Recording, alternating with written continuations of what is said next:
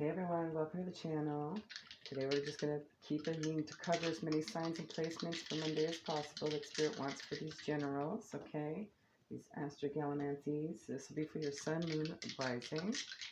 We'll try to identify your situation, the situation at hand, whatever you need to know at this time, okay? And then we'll get some oracle guidance at the end. If your sign in any placements isn't covered, have no fear. It just may mean that you might not need it at this time. However, you might want to double check last week's or the upcoming Fridays, okay? To see if anything resonates or confirms or gives an insight at this time. Okay, we're not doing any high aspected, so if a second dice rolls up again that we already have a sign for, we'll just roll it again. Alright, Spirit, what guidance do you have for the general collective at this time for whom to resonate for? Whenever the time is divine, please and thank you so much.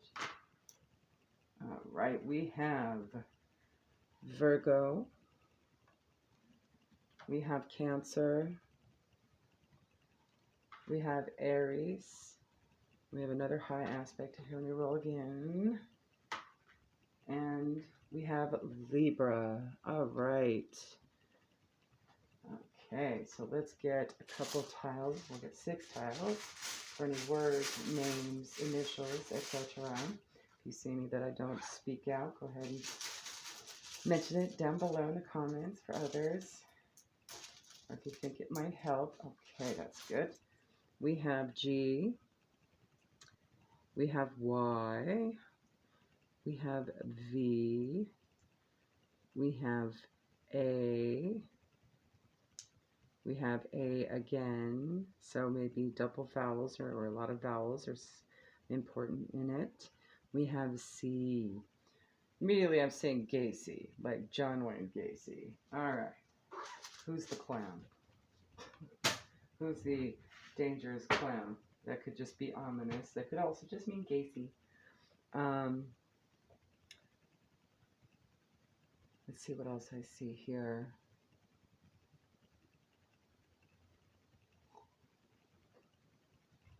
All right, as I shuffle, I'll keep looking. We're going to get 2 cards from each of the half stack from the leaf. I also see veg.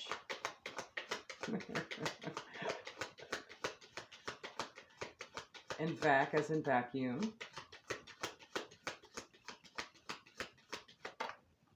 All right, that one almost wanted to fall on the floor, but it didn't. It stopped itself. So maybe whatever the situation is will stop itself. All right.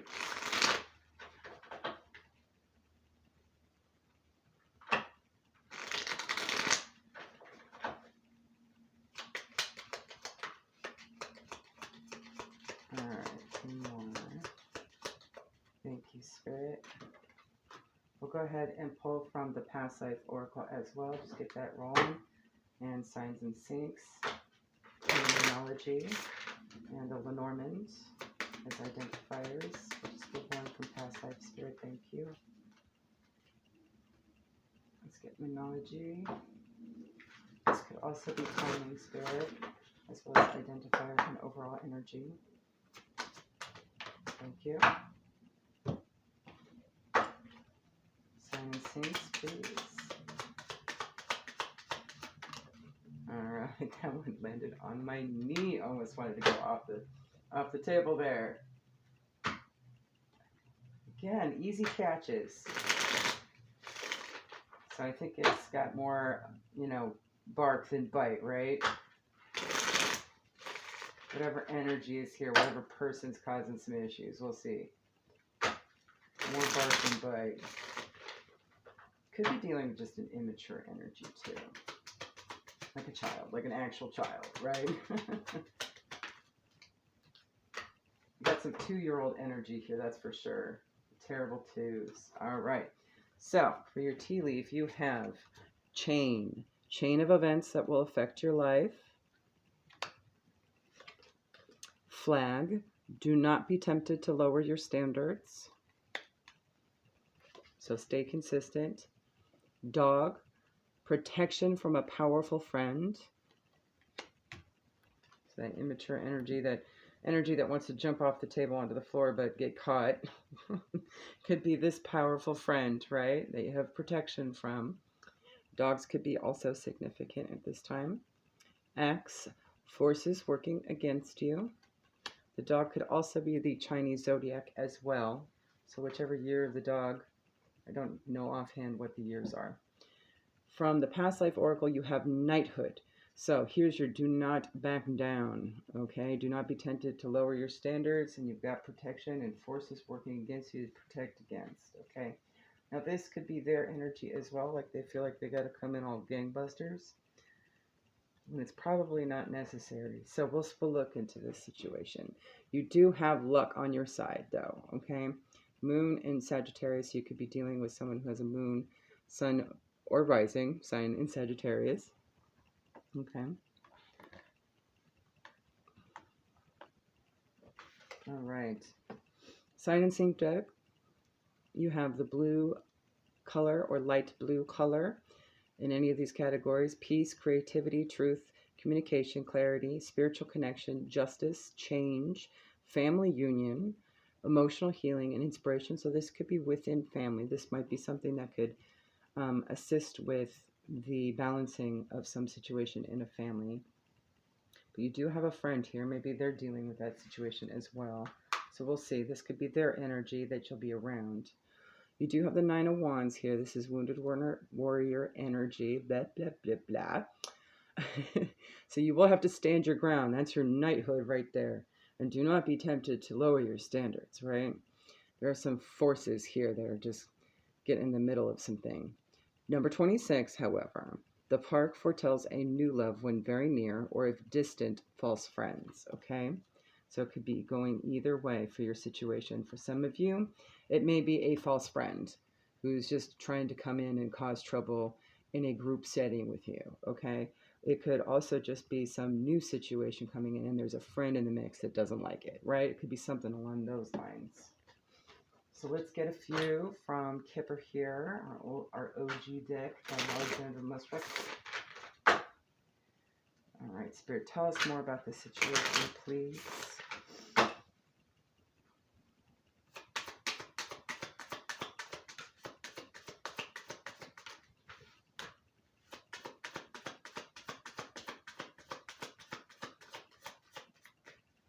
One more, please, Spirit, just to start. You can go from there.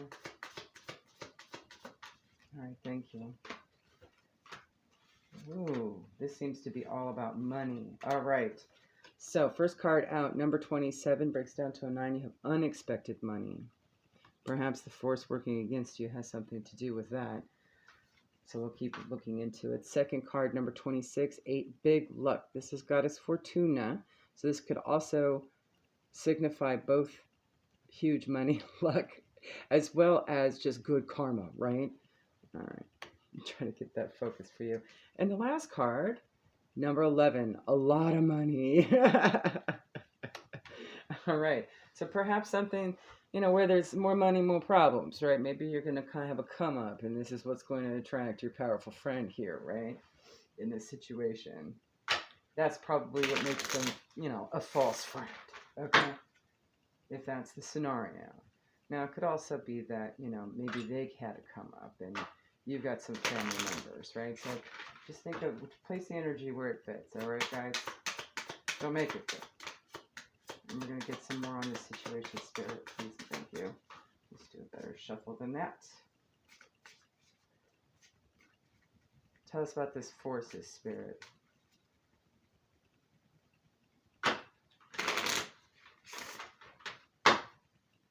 Sniffing around this money. What is this money with regards to this powerful friend and forces working against you? Number 31, short illness. Okay, this is a little more helpful. Good Lord, number 5. And, whew, we had 3 pop out at once. We're taking it. All right. Number 7, pleasant letter. Number 10, a journey. And number 13, rich man. So what I'm getting from this is perhaps there was a health change with a person. Here's your short illness next to the good Lord. Okay. And the good Lord is writing about some travels and changes with this rich man here, okay? So you've got an older gentleman and a younger gentleman, and I'm not going to be able to fit all those, so we're just going to do that, okay? Regarding this situation, and that's perhaps what this chain of events is going to be. There's some travel coming in regarding that. All right, one more. Let's just get a little identifier on the good Lord. Tell us about the good Lord, Spirit.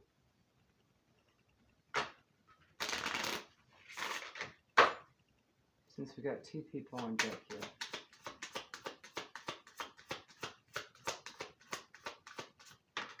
All right, to identify the good Lord is sad news. So maybe there's some sad news about the good Lord, and it's the rich man going to bring that information into you.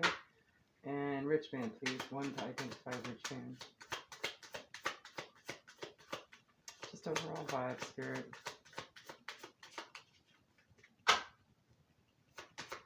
Could also be that the good Lord is bringing in bad news, or is the one that's sad. And the rich man is clarified by the main male. So we got a lot of people going on here, okay? That could also be a couple. Typically, you know, with the rich man and the main male being together. Let's actually clarify that. That could be a gay couple, by the way. All right. That might be a good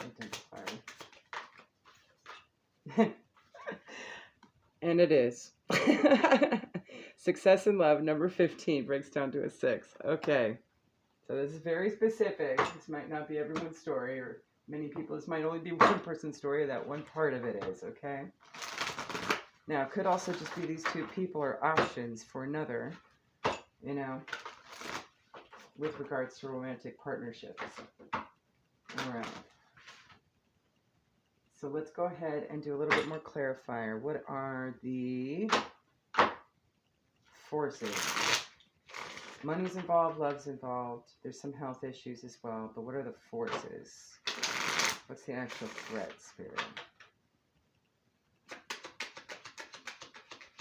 Just do this quickly. Do a little bit on it. We don't want to put too much energy into that. 5 of Swords, stalemate, defeat, obstinance, something about stuck.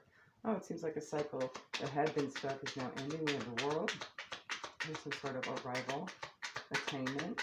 With regards to this, one more. And you got forward movement with the Chariot here, Cancer energy as well. All right.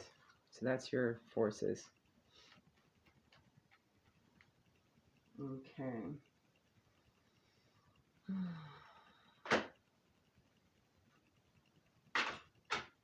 Tell us about this message. That'll help identify that a little better too. Tell us about this message, Spirit. Before we close this out. All right. It's a wish fulfillment with the star here. Nice. Could maybe indicate some healing as well. Could be famous news.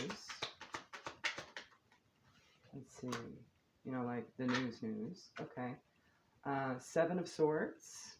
About something that was unethical. Use your forces against you. Ace of Cups, Cancer, Pisces, Scorpio. New beginning in some sort of romance and love and an open heart and feeling and bliss and fun and joy.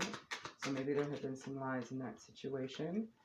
But there is now healing and a wish fulfillment over with this Queen of Wands here. So you now have a feminine energy that is Aries, Leo, Sag.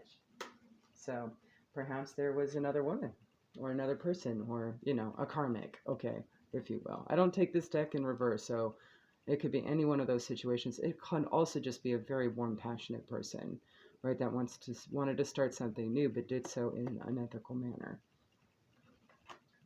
All right, so what's the guidance here? Let's get unshakable inner peace first, please and thank you.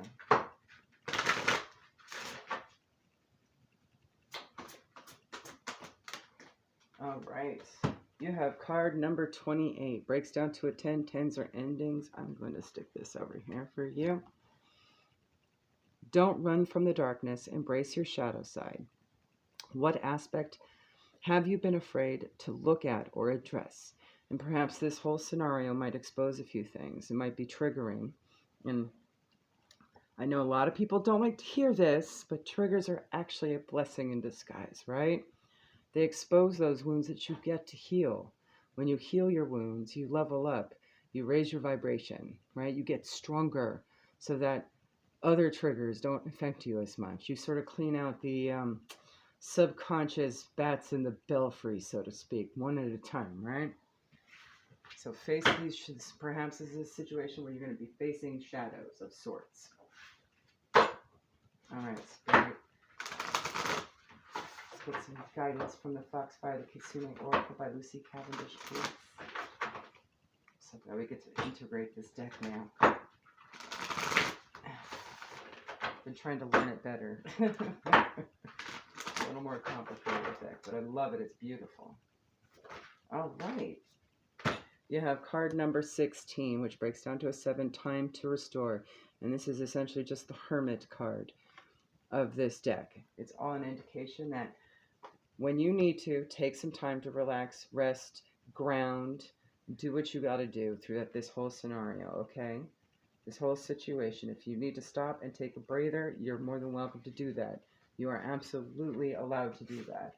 And it should be recommended to do that at this time. There are times to be active and to walk into the day and be present and a part of all that is. But this is not the time. For coming to you now is the Dragon of the Night, the one who shares the energy of rest and recuperation with all the denizens of the Kitsune realm. For although there are Kitsune who walk by night, who intertwine with your dreams to teach and explore, there are those who must truly allow themselves to be at rest, without resistance, once the stars reach their highest point. And this time is here for you now. Take a step back and consider ways in which to restore your energy levels. Create a sleeping space which is designed to maximize a truly nourishing experience. Reduce the light, even the moonlight, which can enter and give yourself over to the darkness as your blessed eyes close and the sun's eyes dim for a time. In this way, you will feel stronger, calmer, more alive, and ready for all that the waking hours bring. This could also suggest, I've just noticed this as well, this could suggest that whatever's going down is going to happen during the daytime and you're going to need to be well rested for it. Take time to establish a routine. Exclude the light from radiant devices from your space. Establish a prayerful, soulful ritual that will slowly ease you into the in-between world of sleep. Within your waking life, too, take a moment to step back and see how you can create a restful approach to all that takes place. This is not the time for effort, for reaching, but for cultivation of calm and creative space within your life. Force nothing. Allow space for doing barely a thing at all, except creating energy and experiences which feed your every cell, your every living moment. All right, there you go. Hopefully that helps. Have a good one. Bye.